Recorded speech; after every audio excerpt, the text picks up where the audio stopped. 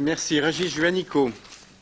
Monsieur le ministre, quelques questions complémentaires à mon collègue Pascal de Guilhem sur la question du sport à l'école. J'aurai l'occasion demain, en tant que rapporteur du budget des sports, de faire un certain nombre de propositions dans le cadre d'un rapport que je vais remettre sur la promotion des activités physiques et sportives tout au long de la vie comme enjeu de santé publique, et notamment pour renforcer la place des activités physiques ou sportives à l'école. D'abord, ça veut dire des horaires obligatoires d'EPS qui sont respectés. J'aurai l'occasion de proposer, moi, qu'on uniformise 4 heures pour tous de la primaire au lycée.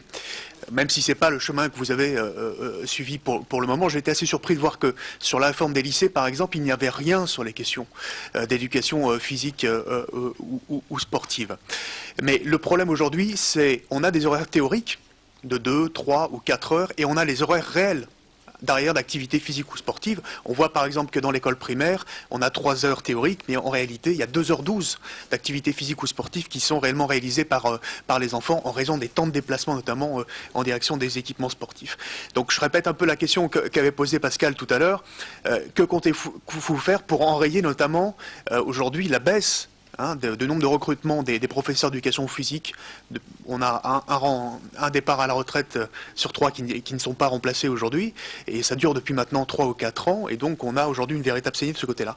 Deuxièmement, sur le sport scolaire, l'UNSS et l'USEF font un travail formidable dans l'école primaire, au niveau des collèges. Est-ce que vous pouvez nous rassurer sur le fait de bien préserver les 3 heures forfaitaires pour les professeurs d'éducation physique pour l'UNSS, et aussi les postes de coordinateurs des professeurs d'EPS qu'ils réalisent dans les districts et dans les territoires? Aujourd'hui, ils sont payés avec des heures supplémentaires, mais vous savez que dans les dotations d'heures supplémentaires dans les collèges, aujourd'hui, ces heures sont en baisse, et donc nous avons quelques craintes.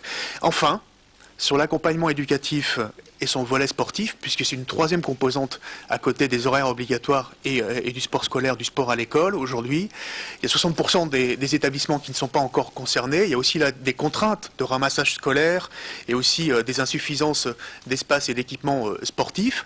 Malgré tout, ce peut être une bonne formule si elle est complémentaire du sport scolaire et si elle est faite en bon partenariat avec les clubs sportifs. De ce point de vue-là, j'aimerais avoir votre position concernant le financement de l'accompagnement éducatif et son volet sportif.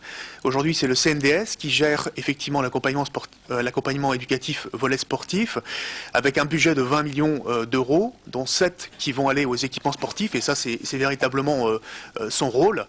Mais aujourd'hui, les 12 ou 13 millions d'euros qui sont consacrés aujourd'hui aux subventions aux associations sportives, en particulier, sont sur le budget du CNDS. Est-ce que vous ne pensez pas qu'il devrait plutôt faire l'objet d'une subvention du ministère de l'Éducation nationale au CNDS? Merci.